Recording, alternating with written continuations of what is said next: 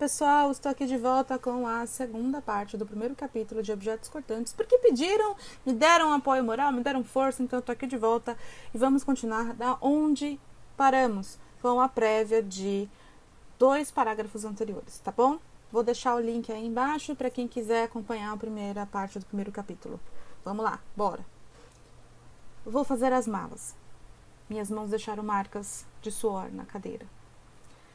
Eu não tinha animais de estimação com os quais me preocupar, nada de plantas para deixar com o vizinho. Enfiei uma bolsa de roupa suficiente para 5 dias. Minha forma de garantir que estaria fora de Wind Gap antes do fim de semana. Quando dei uma última olhada ao redor da casa, ela de repente se revelou para mim. O apartamento parecia a de uma universitária, barato, transitório e basicamente sem criatividade. Eu prometi a mim mesmo investir em um sofá decente quando voltasse, como recompensa pela história impressionante que com certeza iria desencavar.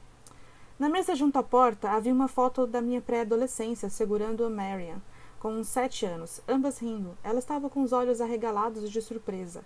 Eu tenho os meus fechados com força, e eu estou apertando contra mim. Suas pernas magras e curtas balançando em meus joelhos. Não consigo me lembrar da ocasião ou do que estávamos rindo. Ao longo dos anos, isso se tornou um agradável mistério. Acho que gosto de não saber. Eu tomo um banho de banheira. Não de chuveiradas. Não suporto jato. Deixa minha pele elétrica, como se alguém tivesse ligado o interruptor. Então coloquei uma toalha fina, vagabunda, no ralo do box, apontei o chuveiro para a parede e me sentei nos 8 centímetros de águas que empoçaram. O pelo púbico de alguém flutuou. Saí. Não havia uma segunda toalha. Então corri para minha cama e me enxuguei com um cobertor esponjoso barato. Depois bebi bourbon quente e amaldiçoei a máquina de gelo. Wind Gap fica a cerca de 11 horas ao sul de Chicago. Curry generosamente me dera uma verba para uma noite de hotel e café da manhã, se comesse em um posto de gasolina. Mas assim que chegasse à cidade, eu ficaria na casa da minha mãe. Isso ele decidiu por mim. Eu já sabia a reação que receberia quando aparecesse à porta dela.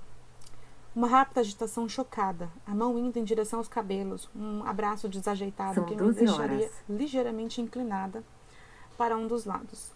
Um discurso sobre a bagunça na casa que não existiria. Uma pergunta sobre a duração da estadia, disfarçada com amenidades.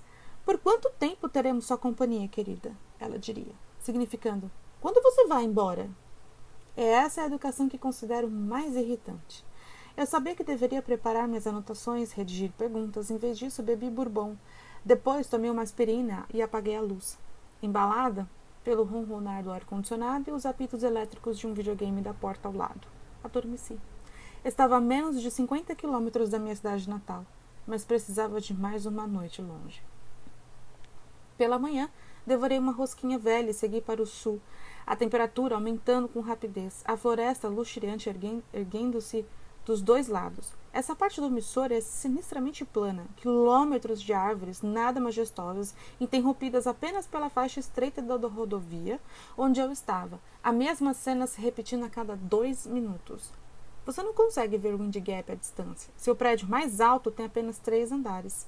Mas após 20 minutos dirigindo, eu sabia que estava chegando. Primeiro surgiu um posto de gasolina. Um grupo de adolescentes maltrapilhos sentados na frente, sem camisa e entediados. Perto de uma velha picape, um bebê de fraldas jogava punhados de terra no ar enquanto a mãe enchia o tanque. Os cabelos dela eram tingidos de loiro, mas o castanho da raiz chegava quase às orelhas. Ela gritou algo para os garotos que não conseguia entender enquanto passava. Pouco depois, a floresta começou a ralear. Passei por um centro comercial com câmeras de bronzeamento artificial, uma loja de armas e outras de tecido. Depois surgiu uma solitária rua sem saída com casas velhas que deveriam fazer parte de um empreendimento que nunca aconteceu. E, enfim, a cidade propriamente dita. Sem nenhum motivo razoável, prendi a respiração ao passar pela placa, me dando as boas-vindas ao Wind Gap, de forma como crianças fazem ao passar por cemitérios. Já fazia 8 anos, mas a paisagem era visceral. Seguindo por aquela rua, eu encontraria a casa da minha professora de piano do ensino fundamental, uma ex-freira cujo hálito cheirava a ovo. Aquele caminho levava ao parquinho do qual fumei meu primeiro cigarro em um dia abafado de verão. Pegando aquele pullover, eu iria para Woodbury e para o hospital. Decidi direto para a delegacia de polícia. Ficava em uma ponta da Main Street e a rua principal de Wind Gap. Na Main Street, você encontrará um salão de beleza e uma loja de ferragens, uma loja de quinquilharias e uma biblioteca com apenas 12 estantes. Encontrará uma loja de roupas chamada Kent's Casual, na qual poderá comprar agasalhos, blusas de gola rolê e pullovers, com desenhos de patos e escolas. Quase todas as mulheres simpáticas em Indie Gap são professoras, mães ou trabalham em lugares como Kent Casual. Em alguns anos, você poderá encontrar uma Starbucks que dará à cidade aquilo que ela anseia: modernidade, pré-embalada e pré-aprovada. Mas, por enquanto, há apenas uma lanchonete que serve comida gordurosa, administrada por uma família cujo nome não consigo lembrar. A Main Street estava vazia, nada de carros, nada de pessoas. Um cachorro trotava pela calçada sem um dono que o chamasse. Todos os postos de iluminação tinham fitas amareladas e fotocópias granuladas de uma garotinha. Estacionei e arranquei um dos cartazes, colado torto em uma placa na altura de uma criança. O aviso era feito à mão: desaparecida. Escrito no alto em letras grossas que poderia ter sido preenchidas a caneta ideográfica. A foto mostrava uma garota de olhos escuros, com um sorriso selvagem e cabeluda demais. O tipo de garota que seria descrita pelos professores como difícil. Gostei dela. Natalie Jane King, idade, 10 anos. Desaparecida desde 11/5. Vista pela última vez no parque Jacob J. Garrett, vestindo short jeans e camiseta vermelha listrada. Informações 555-7377. Eu esperava entrar na delegacia e ser informada de que Natalie Jane já havia sido encontrada. Nada de ruim tinha acontecido. Aparentemente, ela só havia se perdido, torcido o tornozelo na floresta ou fugido depois de mudar de ideia. Eu entraria no meu carro e voltaria para Chicago sem falar com ninguém. Acontece que as ruas estavam vazias porque a metade da cidade vasculhava a floresta ao norte. A recepcionista da delegacia me disse que eu poderia esperar. O delegado Bill Vickery logo voltaria para almoçar. A sala de espera tinha o clima falsamente acolhedor de um consultório de dentista. Eu me sentei em uma poltrona laranja e folheei uma revista Red Book. Um aromatizante ligado a uma tomada próxima soprava um cheiro plástico que deveria se assemelhar a brisas do campo. 30 minutos depois, eu tinha terminado 3 revistas e começava a passar mal por causa do cheiro. Quando Vickery finalmente entrou, a recepcionista apontou para mim com a cabeça e sussurrou com um desprezo ansioso: imprensa. Vickery, um sujeito esguio de 50 e poucos anos, já tinha suado o uniforme. A camisa grudava em seu peito e as calças estavam amarrotadas atrás, onde deveria haver um traseiro. Imprensa? Perguntou-me olhando por cima dos bifocais embaçados. Que imprensa? Delegado Vickery, meu nome é Camille Pricker, trabalho no Daily Post de Chicago. Chicago? Por que veio de Chicago pra cá? Gostaria de conversar com o senhor sobre as garotinhas, Natalie King e a menina assassinada no ano passado. Jesus Cristo, como vocês souberam disso lá em Chicago? Meu Deus! Ele olhou para a recepcionista, depois para mim, como se tivéssemos conspirado. Então fez um gesto para que eu o seguisse. Segure as minhas ligações, Ruth. A recepcionista revirou os olhos. Bill Vickery seguiu à minha frente, por um corredor revestido de madeira e decorado com fotos de trutas e cavalos em molduras baratas, até seu gabinete, que não tinha janelas. Na verdade, era um pequeno quadrado tomado por arquivos de metal. Ele sentou e acendeu um cigarro. Não me ofereceu. Não quero que isso circule, senhorita. Não tenho intenção de permitir que isso circule. Acho que o senhor não tem muita escolha quanto a isso, delegado Vickery. Crianças estão sendo alvos. A população precisa estar ciente. Essa era a frase que eu tinha decorado enquanto dirigia. Isso encaminha a culpa na direção dos deuses. Por que se importa? Não são suas crianças, são crianças de Wind Gap. Ele se levantou, sentou novamente, arrumou os papéis. Estou certo de que Chicago nunca antes se importou com as crianças de Wind Gap. A voz dele falhou no final. O delegado deu um trago no cigarro, girou um pesado anel de ouro no mindinho, piscou rapidamente. Fiquei pensando se ele ia chorar. O senhor está certo. Provavelmente nunca se importou. Veja, não será uma matéria agressiva. É importante. Caso isso faça com que se sinta melhor, eu sou de Wind Gap. Aí está, Curry. Estou tentando. Ele me olhou, fitou meu rosto. Qual é o seu nome? Camille Pricker. Como não te conheço? Nunca me meti em problemas, senhor, disse sorrindo. Sua família é Pricker? Minha mãe trocou o nome de solteira ao se casar há uns 20 anos. Alan e Adoran Krellin. Ah, eles eu conheço, falou. Eles. Todo mundo o conhecia. Dinheiro não era tão comum em Wind Gap. Não dinheiro de verdade. Mas ainda assim, não aquela aqui, senhorita Parker. Você faz essa matéria e a partir de então as pessoas só nos conhecerão por isso. Talvez alguma divulgação ajude, sugeri. Ajudou em outros casos. Vickery ficou sentada em silêncio por um segundo, avaliando seu almoço no saco de papel amassado, no canto da escrivaninha. Cheirava mortadela. Murmurou algo sobre John Bennett e alguma outra merda. Não, obrigado, senhorita Parker. E nada a declarar. Não tenho nada a declarar.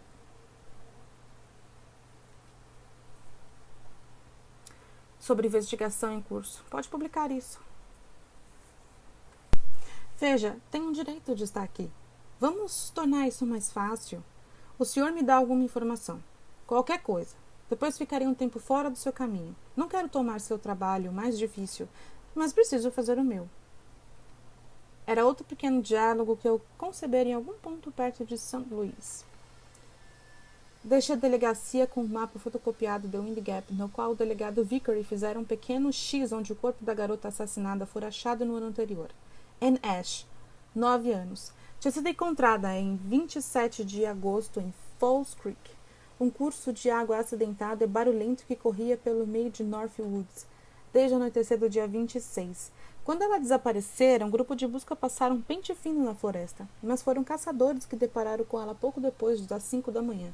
Fora estrangulada por volta da meia-noite com uma corda de varal comum, enrolada com 2 outras no pescoço. Depois fora jogada no córrego, que estava abaixo por causa da seca do verão. A corda ficara presa em uma pedra enorme e ela passara a noite flutuando na corrente lenta. O enterro fora em um caixão fechado.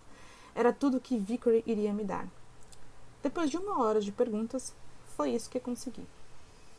Liguei do telefone público da biblioteca para o número do cartaz de desaparecida. Uma voz de mulher idosa identificou o número como Disque Natalie Kane, mas ao fundo eu pude ouvir um lava-louça funcionando. Ela me informou que, pelo que sabia, as buscas continuavam em North Woods. Aqueles que quisessem ajudar deveriam ir à estrada de acesso principal, levando a própria água. A previsão era de que recordes de temperatura. No local da busca, 4 garotas louras estavam sentadas, sonolentas em uma toalha de piquenique estendida ao sol. Apontaram para uma das trilhas e me mandaram andar até encontrar o grupo. — O que você está fazendo aqui? Perguntou-me a mais bonita.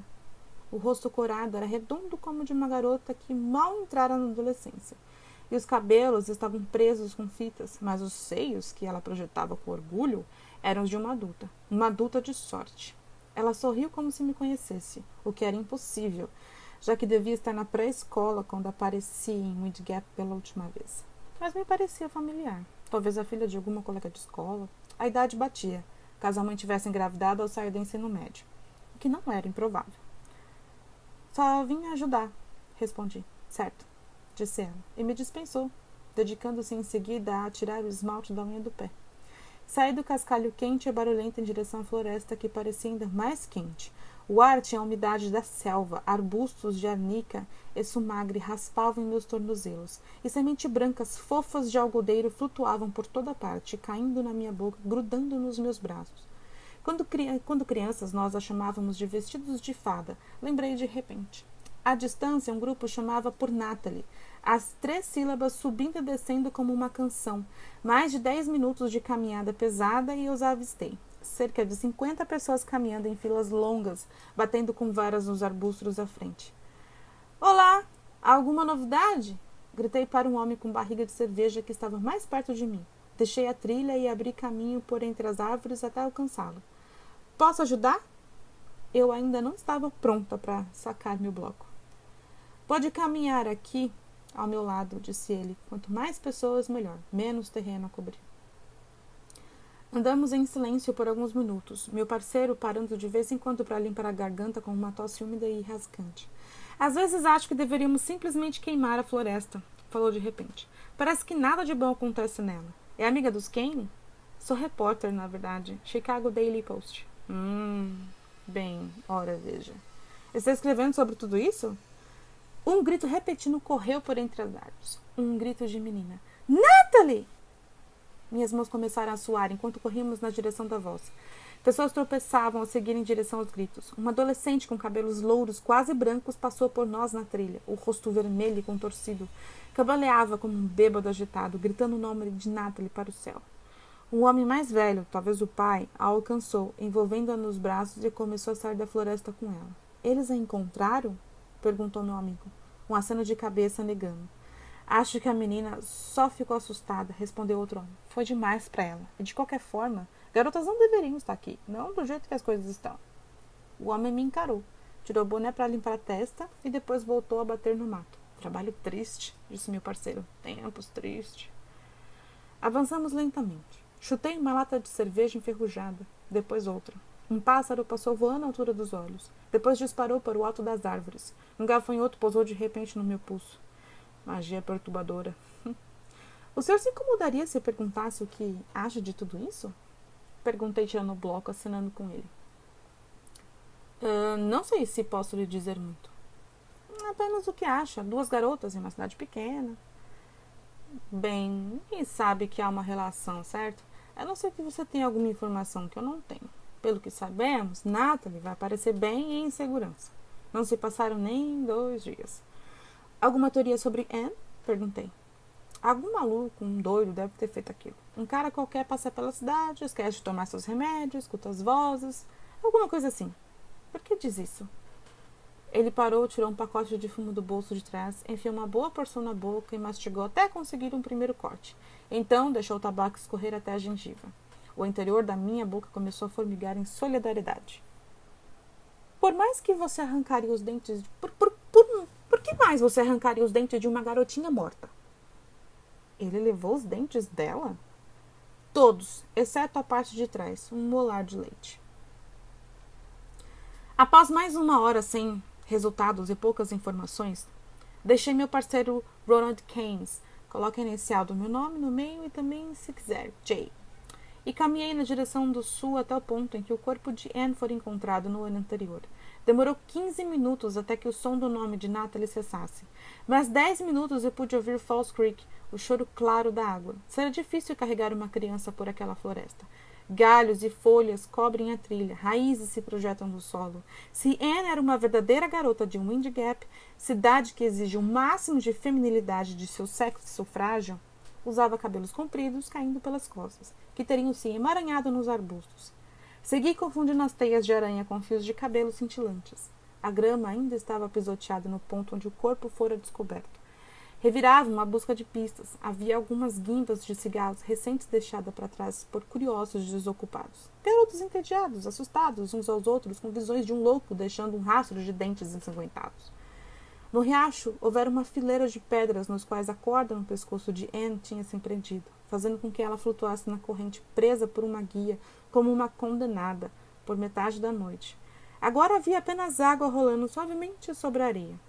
O Sr. Ronald J. Keynes estava orgulhoso quando me contou. O povo da cidade havia arrancado as pedras, colocado-as na caçamba de uma picape e a esmagado fora da cidade. Era um marcante gesto de fé, como se tal destruição fosse impedir males futuros. Aparentemente não funcionaram. Eu me sentei à beira do riacho, passando as palmas das mãos sobre o solo rançoso.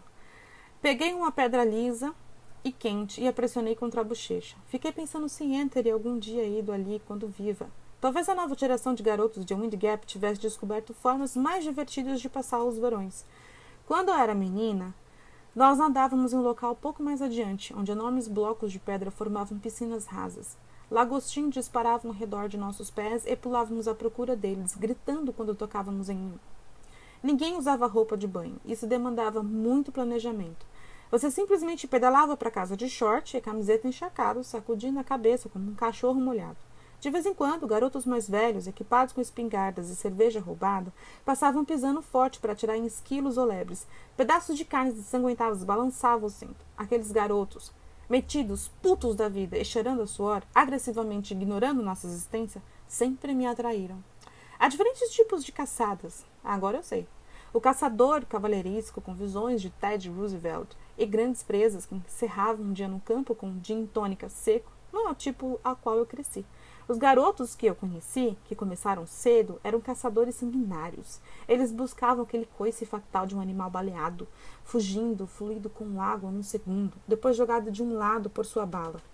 Quando eu ainda estava no ensino fundamental, com talvez 12 anos, entrei na cabana de caça de um garoto da vizinhança. Um barracão de tábuas onde os animais eram estripados e despedaçados. Fitas de carne rosada, úmida, balançavam em cordas, esperando para secar.